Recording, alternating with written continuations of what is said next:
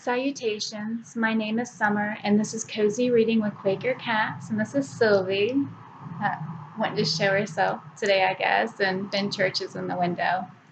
Anyway, today I want to talk over, this is the first week of August, and I want to talk about what I've read already and what I'm currently reading. Lots of good things. The first thing I finished this week was Strange Weather by Joe Hill. There's 4 short stories in here. Let's see, Snapshot, Rain's the last one. Snapshot, Loaded, Aloft, and Rain. I enjoyed all of these short stories. And let's see, all of them were original to me. The ideas that he comes up with are just, especially the ending of the second story, Loaded, just amazing. And if you would have asked me last year if I like short stories, I would say no. But this year is proving me wrong. This is the 3rd short story collection I've read, and I have enjoyed all of them. Let's see. I loved all 4 stories. I don't want to tell you about them because then you won't be surprised about how good they are. Of course, if you know Joe Hill, you know he's good. But it almost made me cry, this last story, Rain, and I want to show you this picture. I don't know if it will.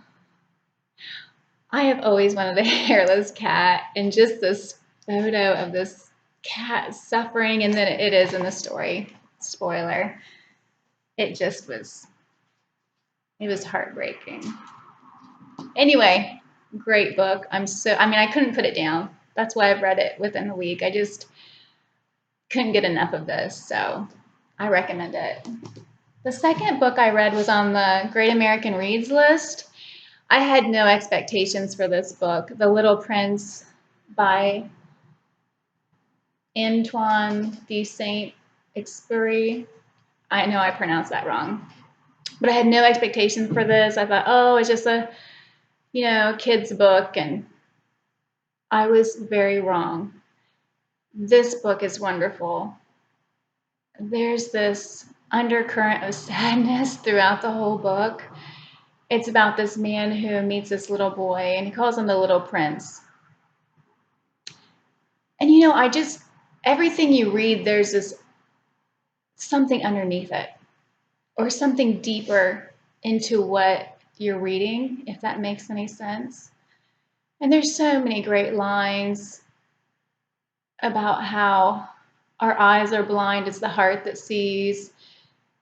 And there was another great line about beauty being inside. Also, there's a story about a rose. This little prince is from this different planet. And he talks about this rose that he has to take care of and he worries about. And I wonder if that's his mother that he's really talking about. And you just get this feeling that there's so much more going on in this story. In the story, so it's wonderful. I recommend it. And now what I'm currently reading. I'm not going to talk too much about this book because I'm so angry with it that I had to set it down. I mean, fuming, angry, and I'm pretty easygoing. The Bluest Eye, Toni Morrison. I think the first 10 pages of this or so, I thought the writing was beautiful, and I was loving it. And then I remembered why I don't like Toni Morrison's books. And I thought maybe I was too young when I read them. And I've read 3. I read Beloved, I read A Mercy, and I read Sula. So this is the 4th book I've read of hers. And I just dislike it so much. The characters make me so angry. I'm not going to spoil it for you right now of what happens, but maybe I will after I finish the book. But I'm setting it aside right now because I'm so angry. I have 30 pages, I think, left to read, and I just don't care. I don't care what happens to any of these people. I think they're all horrible, except for the children who are suffering. So yeah, that's all I'm going to say about that right now. I'm still listening to It's Not All Downhill from Here by Terry McMillan. I love Terry McMillan. She's funny, she's real. It's a great story. So I'm maybe 30% way through this and still really enjoying it. So I was looking for a romance last month and I did not get it, but I've got it this month. The Revolution of Marina M by Janet Fitch. It's so good. It's so good. And it's in Russia. It's 1917. You know, the war's going on. She's from a rich family. So her whole life, she's lived a certain way and she's been very sheltered. So she doesn't really know what's going on in the world and how other people are living. Because for her, it's just always there, and she has a nanny, and they have maids, and everybody just takes care of everything. And her father's high up in the government. So yeah, things change. She meets this girl who shows her a different way of life, and she starts then seeing more and more. And once you've seen things, you can't unsee them. And she has a couple of lovers, and so much goes on. She's such of a smart character. And also, one thing I'm really impressed with this book, and it's 800 pages, and I'm not quite halfway there. But one thing I love about this book, there's times when she meets, like, say she meets a male character, and you think, oh, okay, the author's bringing in this male character because there's going to be some romance. No, she's just introducing you to this character, and the character goes and then doesn't come back. And I love that because I get so tired of reading books that feed it to you. I don't know how to explain that, but it's so many books these days are just so easy to figure out, and it's just like, ugh. But this one is not that way. I have been surprised over and over and over again.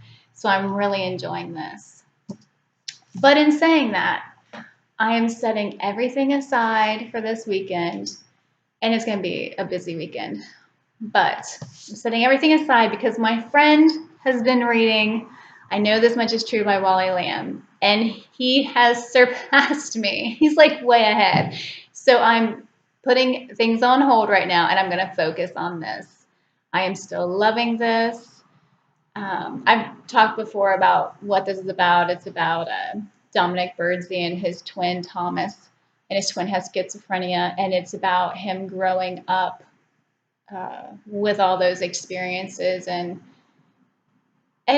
just everything, all these other things that happen in life growing up, and his relationships, and learning about himself, becoming more aware of who he is and how things in childhood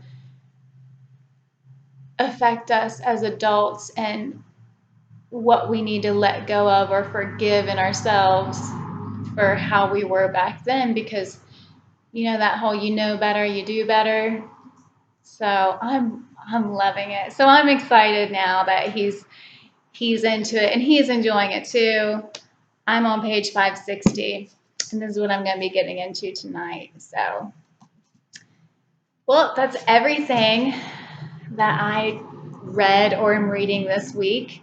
I'd love to know what you're reading right now or what you just read.